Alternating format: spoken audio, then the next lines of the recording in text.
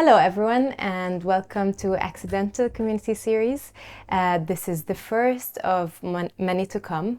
This series we're going to be speaking to people in our community in Belfast to get to know them better and see how we all can contribute in the different projects that are happening around Belfast.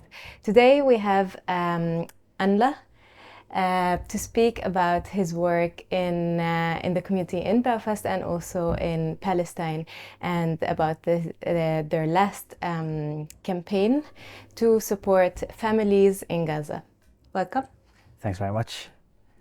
Will you tell us a little bit more about yourself and the project that you are running? So I'm from Belfast, as you mentioned. I grew up in West Belfast, and at the moment, for the last, I suppose, 5 or 6 years, I've been working in Palestine on a project called ACLAÍ Palestine, which is a community gym based in the Aida refugee camp in Bethlehem in the West Bank. And over the years, we've been fundraising to open the gym there, which is now in the Lajee Centre. We opened it just before COVID kicked in 2020. And since we opened the doors, after the initial kind of lockdown period of COVID, we've been bringing coaches primarily from Ireland over and giving them a bit of time to visit Palestine and work in the gym and help to train the staff that we have there, and also work with the people that we work with in the gym on a weekly basis. At the moment, we've got 4 or 5 coaches working in the gym, and there are probably about 150 people per week from the camp come in and use the gym. There's about 5,000 people in the camp altogether, and the people who come and use the gym at the minute are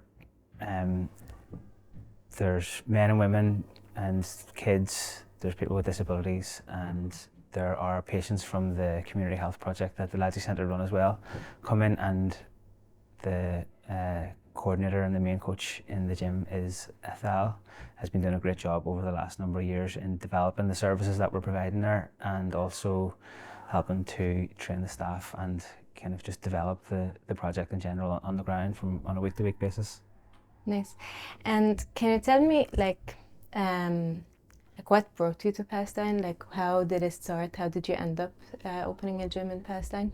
The first time I visited Palestine was in 2018. I went over for a 2-week visit with a group from Ireland that had coordinated a trip within the West Bank and in Jerusalem as well. And the objective of the trip really was to go around and visit different organisations and groups, try and get a feel for what's happening in Palestine. And one of the places that we visited was the Lajee Centre in the Aida refugee camp, and the relationship that has developed since then really started during that visit, where I got to speak to some of the people who were working there and actually felt a feeling of familiarity in the Lajee Centre to the type of centre that we grew up in and around in the Cultaland, especially in West Belfast. And that kind of like attracted me to go back to Lajee Centre for a little bit of a longer period, and eventually the idea to set up the gym came from that, because at the time I was running a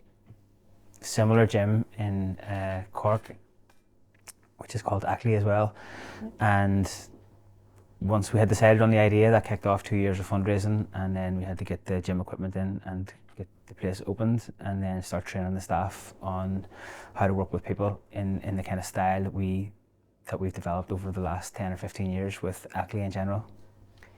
Can you tell us more about the style of the training? Like, what does it make it different than any other gym, and why is it necessary? Because I'm from Palestine and I'm good friends with Lajee Centre, and I have family working there, and I know that what you're bringing is different. It's not just a gym that people can walk into and like train away, and I think that's what makes it special. If you can give us a little bit more about that. Some of the things that define the style of training that we have and the style of coaching as well is that we set out in 2013 to open ACLAI in Cork, and it kind of started off on the basis of creating an inclusive training space where people would come and train on a training program that was very specific to their own needs, but also do it in a space with people of varying levels of ability, be that people who are wheelchair users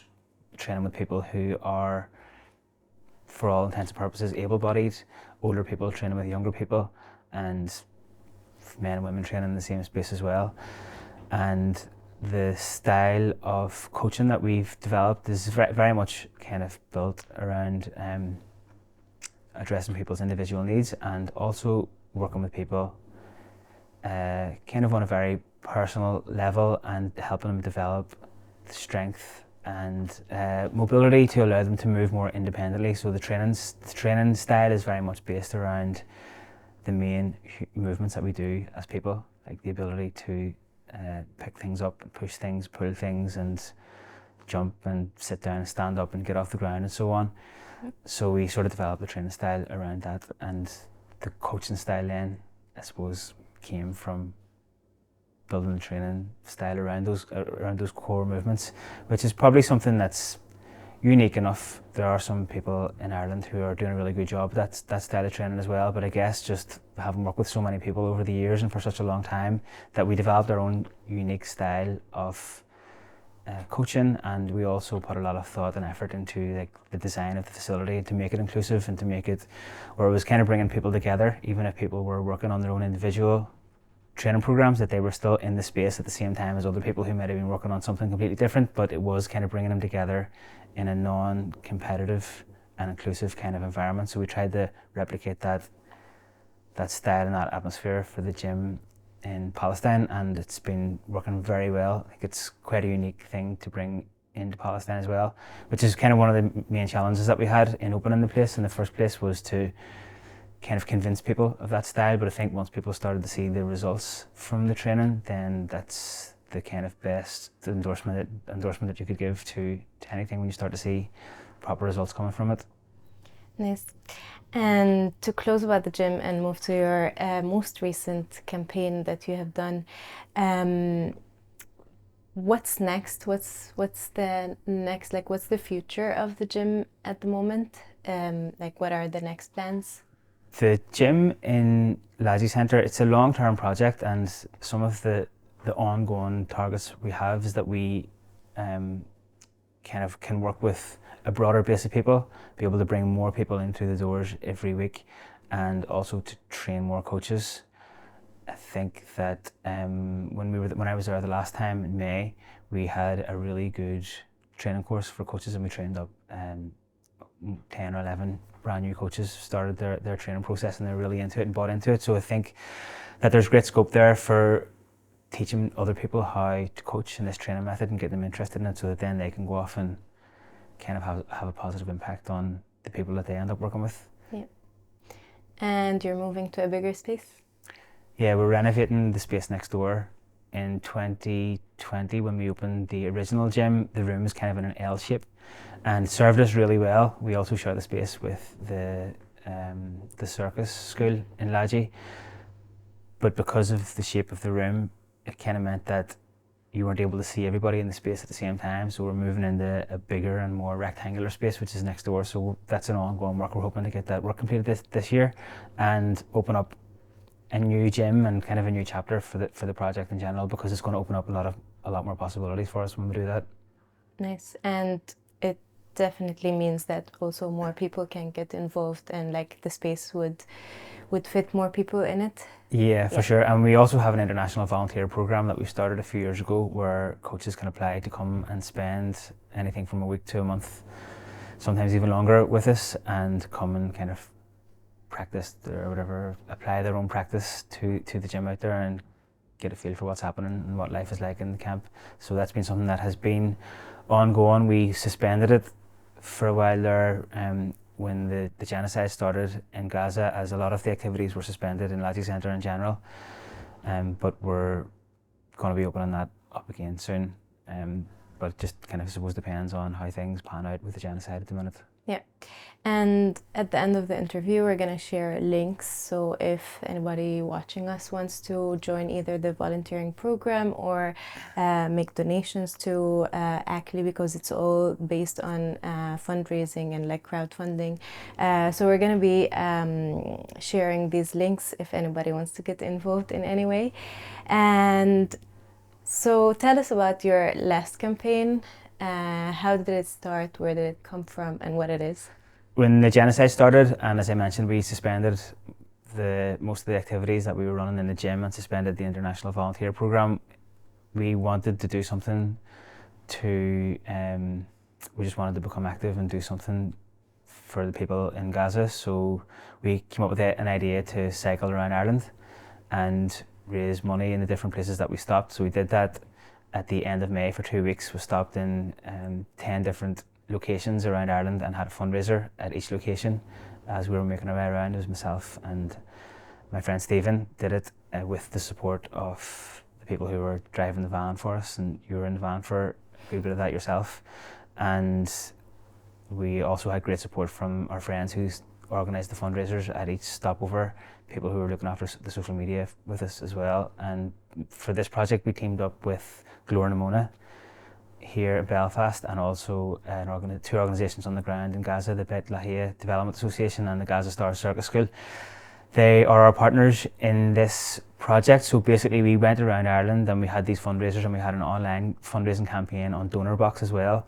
And the money that we raised then was sent over to the Bethlehem Development Association, who bought, sourced and assembled and then distributed food parcels to families in Gaza.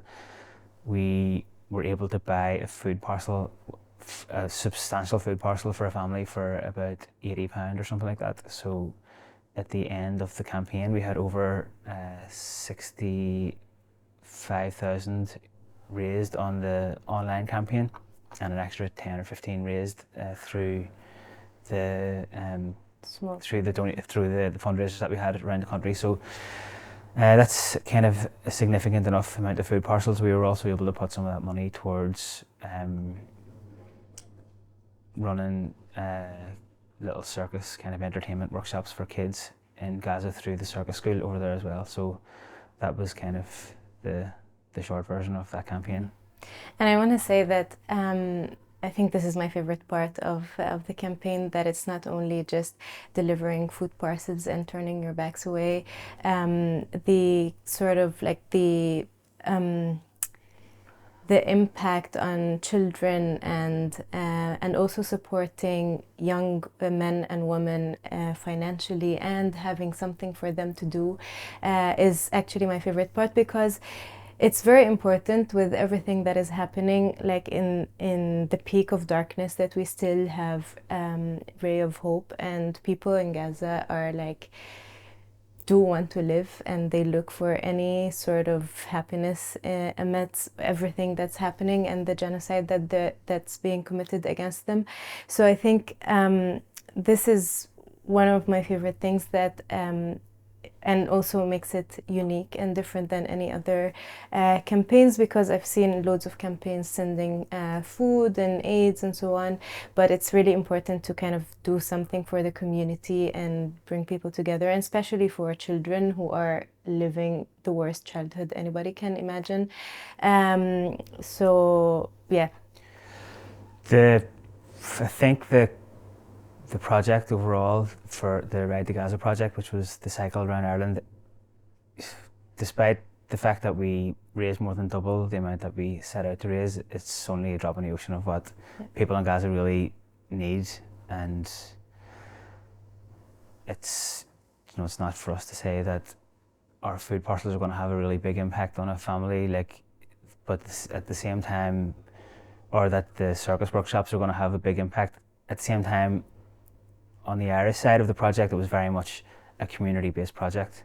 We started off from the Culterland on the Falls Road, and we had a great send-off there by people who came out to support the project, and we had brilliant welcomes everywhere we stopped, in Derry, Gweedore, in Sligo, Galway, Limerick, Killarney, Cork, Rin in Waterford, New Ross, and Dublin, and Rathcarron in County Meath, and then back to Belfast again.